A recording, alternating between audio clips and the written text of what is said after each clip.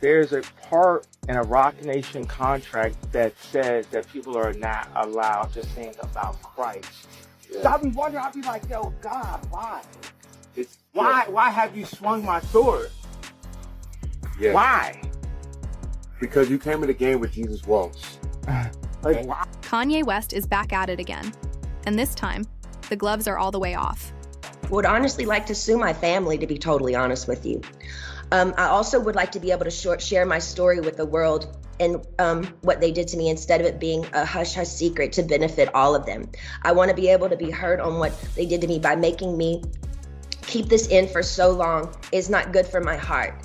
I've been so angry and I cry every day. It concerns me. I'm told I'm not allowed to expose the people who did this to me. For my sanity, I need you, to the judge, to approve me, do an interview where I can be heard on what they did to me. And actually, I have the right to use my voice and take up for myself.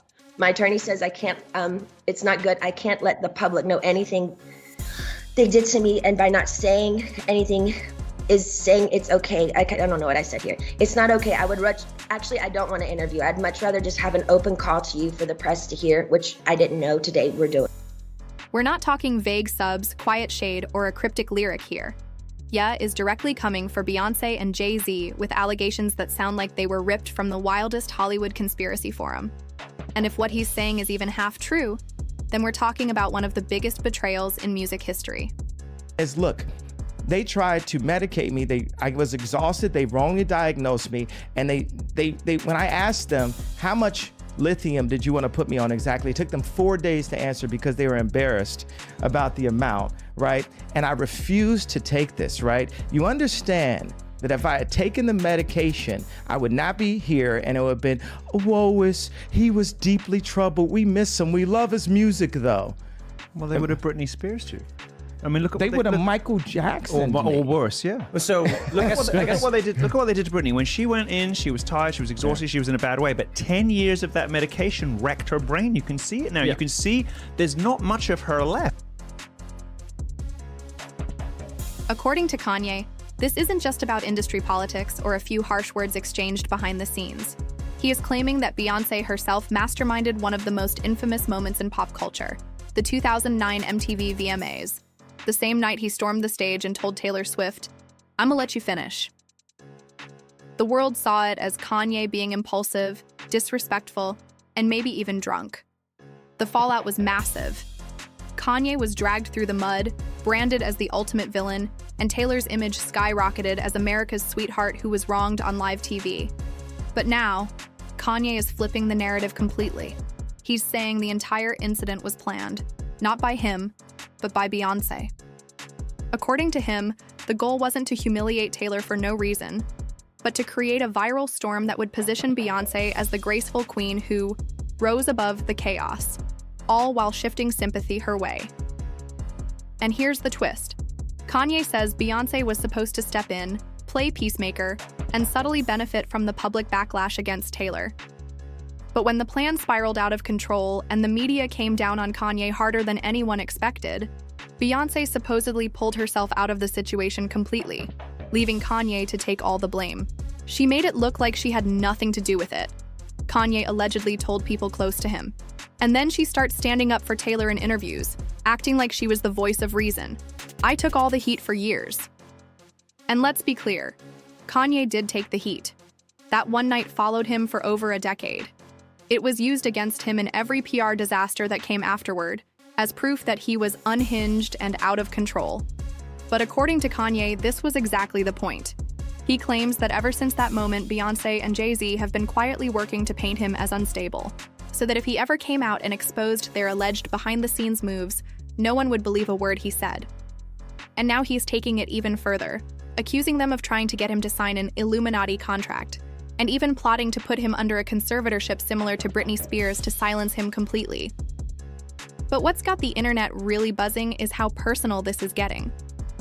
Just days ago, Kanye dropped an absolutely wild post about Beyonce and Jay-Z's kids, and it wasn't subtle. The backlash was immediate. Fans, media outlets, and even people who've defended Kanye in the past were calling this disgusting, crossing every imaginable line. Kanye eventually took the post down, but not for the reason people expected. He admitted he removed it because there was a possibility his Twitter account would be suspended, not because he regretted what he said. And he didn't stop there. Kanye threw in a shot about the Carters' prestige activism, accusing them of helping one person get out of jail at a time for optics, while claiming the Kardashians, his ex-in-laws, are engaged in S-trafficking. He even said, the Carters and the Kardashians are basically the same, lumping both families together in his list of enemies. This isn't just a music beef anymore. Kanye is dragging in families, kids, and heavy accusations that, if unfounded, are career-ending level claims. The internet is split. Some think Kanye is spiraling again, feeding into the crazy image he's accused them of manufacturing. Others believe he's dropping truth bombs and trying to blow the lid off an industry that thrives on secrecy. Either way, Kanye made one thing clear. He is not letting go of whatever grudge he's holding against Beyonce and Jay-Z anytime soon. And if his claims about that 2009 VMA setup are true, then we may have to rethink one of the most replayed moments in pop culture history. It was also an attack on their children. But here's where things get even crazier, because according to Kanye's recent claims, the whole reason he went off on Jay and Bey in the first place is because they've been trying to silence him, permanently. And not with a PR blackout or a smear campaign. Kanye says they were actually working to get him locked into a conservatorship. Yeah, you heard that right. A legal setup that would take control of his finances, career, and personal life, basically making him a prisoner in his own life, just like what happened with Britney Spears. And in Kanye's version of events, this wasn't some random legal move. He claims it all started after he turned down a so-called demonic contract from them to join Roc Nation. According to Kanye, that Roc Nation contract wasn't just about music or business partnerships. It came with very specific and very strange conditions. The one that really stuck out to him, a clause that allegedly said he couldn't talk about Jesus Christ. Now think about that for a second. Telling someone they can't talk about God, especially someone like Kanye, who's been openly faith-driven for years, is not only bizarre, it's a complete red flag. Kanye says that's when he knew something was off, because why would that even be in a business contract unless there was something darker going on? And the internet? Well, the internet went wild with that detail. Because whether you like Kanye or not, this isn't the first time he accused Jay-Z and Beyonce of dabbling in the demonic to get to the top. He's hinted for years that their success in the music industry was tied to shady, ritualistic deals, and now he's outright saying it. But that's not all. Kanye says this whole conservatorship attempt wasn't new either. He claims that people in their circle, including other industry elites, have been pushing for years to get him under strict legal control. According to him, the end game has always been the same. Take away his ability to speak freely and control what he says about them in the industry. And here's where it gets even darker. Kanye reminded everyone of one of the scariest moments in his public history.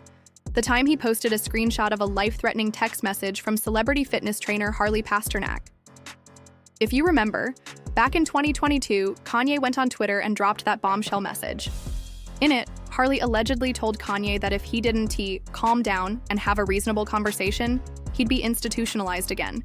But this time, he wouldn't be able to play with his kids or ever see them again. Kanye says that message was proof of exactly what he's been warning people about. Powerful figures in entertainment using mental health institutions as weapons to control people who speak out. And in his mind, Jay and Bey were either behind it or fully aware of it. To Kanye, this all ties together. The demonic contract, the clause banning him from talking about God, the repeated attempts to paint him as mentally unstable, and now, the push for a conservatorship. He says it's not just about silencing him, it's about making sure the truth about how the industry works never comes out.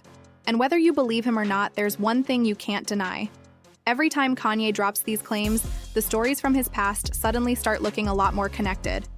Telling him to back off from his internet rants, or he was going to send him straight into a mental institution, where, in Kanye's own words, they'd turn him into a zombie. The text Harley allegedly sent was chilling in its calmness. Let's stop right there. Again. Harley didn't just say, "I'll get you locked up." He specifically said again, which means this wasn't the first time Kanye had been put through this. And sure enough, if you rewind back to 2016, you all remember the infamous incident when Kanye was suddenly arrested for evaluation and taken to UCLA Medical Center. Here's the kicker. Guess where that arrest went down? At Harley Pasternak's house. Yep, the exact same man who, years later, would text Kanye this threat. The optics on that alone are insane. Now, if you think this sounds familiar, you're not wrong. Britney Spears revealed in court that her family and handlers intentionally misdiagnosed her, kept her heavily medicated, and then used that condition in court to justify keeping her under a conservatorship for over a decade. The parallels are hard to ignore. And here, yes, where it gets even darker. Britney testified that one of the drugs they pumped her full of was lithium, a powerful mood stabilizer that, when taken in high doses, can leave you feeling foggy, slow, and emotionally numb. Well, guess what?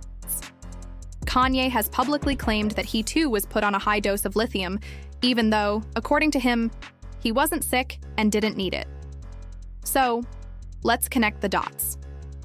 You've got a celebrity who's vocal about the darker side of the music industry, suddenly being institutionalized after speaking out, medicated with the exact same drug used in another high-profile conservatorship case, and now being openly threatened by someone in his inner circle with another round of the exact same treatment. If you believe Kanye, this isn't just about his mental health, it's about control. It is about silencing someone before they expose the machinery running behind the curtain of the entertainment industry. Kanye's been saying for years that he knows too much about the deals, the rituals, the contracts, and the so-called families that run everything. And according to him, that's why the attacks have gotten so personal. The way Kanye tells it, this isn't just random beef. This is calculated.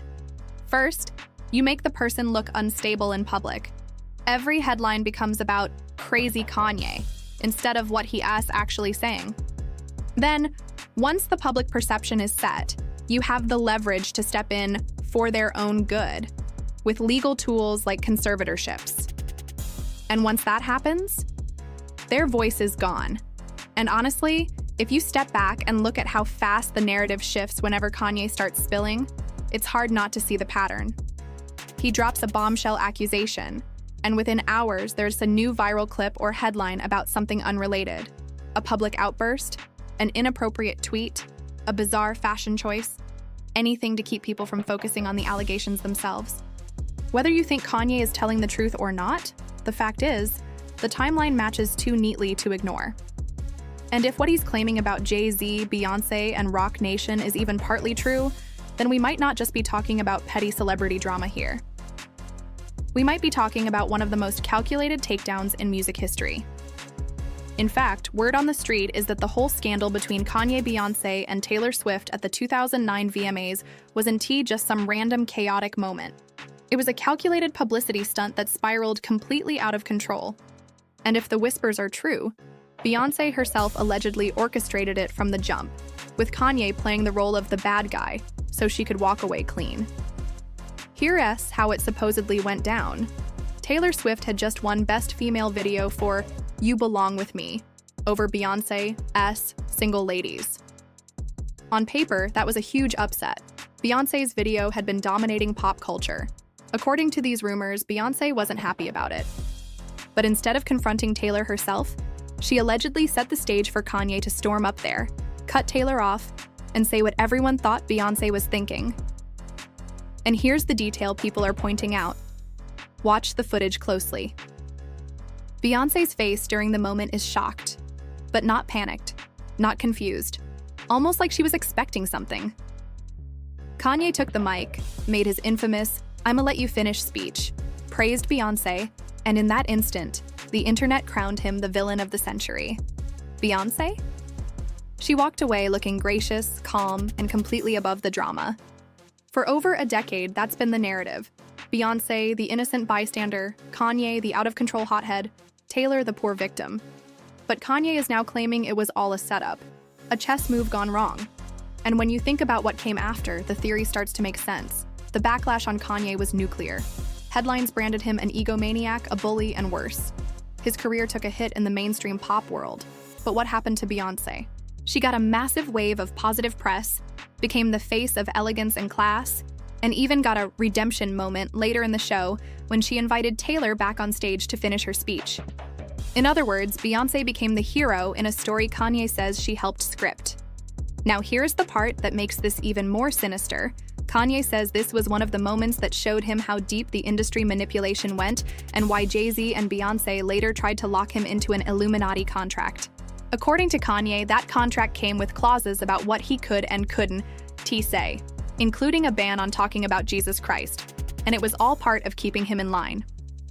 When he refused, the crazy Kanye media campaign began, paving the way for those conservatorship threats we've already talked about. And think about this. If Kanye is telling the truth, that means the 2009 VMAs moment wasn't just about music. It was an early warning sign of how far the biggest names in the industry will go to protect their image, control the narrative, and use other people as pawns to get what they want. Of course, Beyonce has never addressed these specific allegations, and Taylor has kept her public comments on the incident pretty tame over the years. But when you revisit the timeline, it's almost too neat. Taylor's career skyrocketed after becoming America's sweetheart in the aftermath. Beyonce got her flowers as a classy, humble icon. And Kanye? He was branded as unpredictable and dangerous, a label that followed him for over a decade. So the real question is, was this all just an unfortunate moment that got blown out of proportion? Or was it one of the most brilliantly executed PR plays in music history? And if it was planned, how many more of these iconic pop culture moments have been staged behind the scenes? Whatever the truth is, one thing's for sure. Kanye's not done talking. He's been hinting that he's sitting on even more receipts, more untold stories, and more names that would blow the roof off the industry if they ever came to light. And maybe that's why they want him silenced so badly. Because if Kanye ever really opens the floodgates, the VMAs one to be remembered for Taylor's speech or Beyonce's grace, they'll be remembered as the night the music industry's biggest illusion cracked wide open. What do you think?